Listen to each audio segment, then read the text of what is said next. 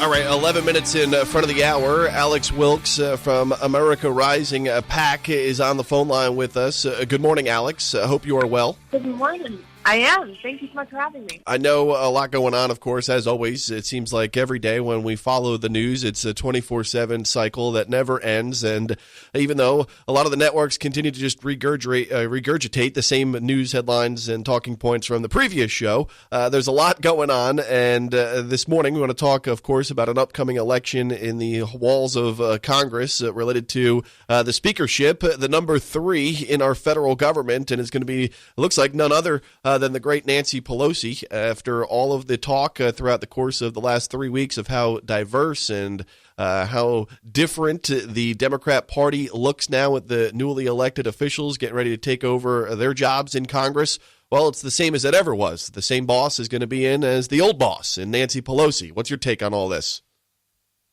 Well, I completely agree. I think that the Nancy Pelosi toss, this only helps Republicans because she's such an easy foil for us to work against. And I think, unfortunately, in this last election, she really, sort of lost some of her firepower because people forgot, just sort of how terrible she was.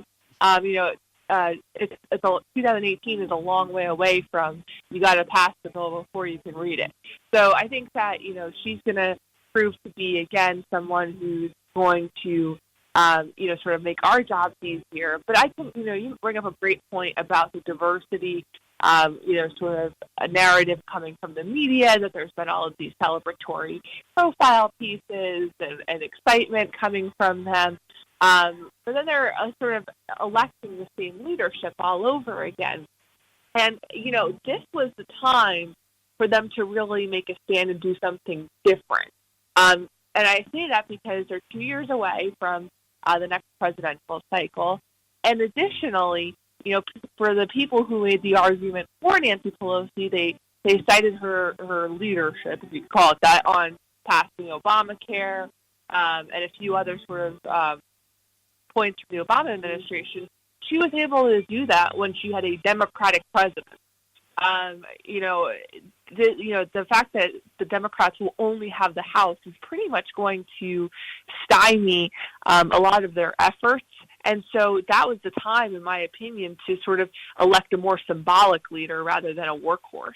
Alex Wilkes is the executive director of the America Rising Political Action Committee, and commenting on upcoming votes that will be taking place over the next couple of months related to the leadership in Congress as Democrats get set to take over the House of Representatives following the vote earlier this month. Alex, as we kind of move this torch forward, a lot of the talking points have been typical of those Democrats who said that, they're on the fence for Nancy Pelosi in that, they say that now Nancy Pelosi is the only person in the Democrat Party, in the House, that can actually get anything done. Does that make any sense to me that she can get any? Those are the talking points that they're rolling out right now. That she's the only person out of our delegation that will have some power up there in the House. Well, this is why the whole "we're not going to vote for Nancy Pelosi" thing was such a ruse. I think a lot of these Democrats running in these swing districts, they very much campaigned on not voting for Nancy Pelosi, or they demurred on the issue. They just sort of refused to say where they stood. And it was an effective talking point with voters who don't like Nancy Pelosi and who want change. It was a way for them to sort of cancel that talking point out. Oh, I'm not going to support her. Well, what happens when they get to Washington and no one else is running against her? Oh, then all of a sudden it softens. Well, no one's running against her, so I'm going to support her, but I still think we need new leadership. I think that this is this was sort of the game they were playing all along, and this is the game, by the way, that Nancy Pelosi told them to play.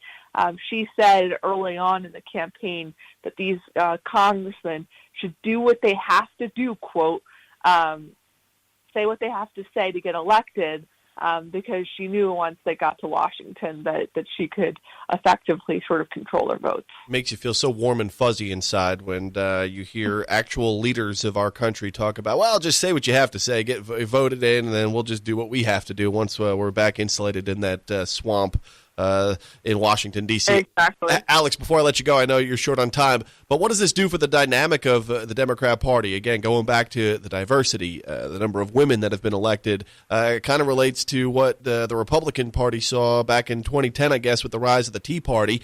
You have all of these kind of outside the norm type of far-left candidates now elected to the halls of Congress, going up against kind of the establishment of the Chuck Schumers and Nancy Pelosi's of the world. Before I let you go, how do you see that all playing out, that dynamic within the Democrat Party moving into 2019? Well, certainly I think they're going to be agitators. The Democrats have sort of moved as one sort of amoeba, if you will, for the last decade or so. I think that's going to be harder to do with some of these newer voices, and I think that these newer voices are only going to be emboldened by the parallel 2020 race that's going on right alongside of us, where you're going to have candidates like Elizabeth Warren and Kirsten Gillibrand who are trying to pull the party way to the left, and I think that's going to make it a lot harder for Nancy Pelosi and Chuck Schumer to try to cut deals with the president to the extent that they're interested in avoiding government shutdowns, and they're interested in trying to bring home some dollars to their district. Yeah, I just, it would be rebel rousers, but effective leaders and effective politicians, probably not, given the fact that they're still, in a minority and two of the three. With two of the three branches of government, I guess the one New York Congresswoman talked about couldn't tell the difference between the legislative, the judicial, or the executive branch of government. Of course, that made a lot of news. Don't even know the process of government, but you're an elected officials in Washington. I'm so hopeful for our country, Alex. As always, keep up the good fight, and we look forward to talking to you again soon about anything else going on around this crazy country that we live in. Sounds great. Thanks so much for having me on. Alex Wilkes of America Rising, PAC, Political Action Committee.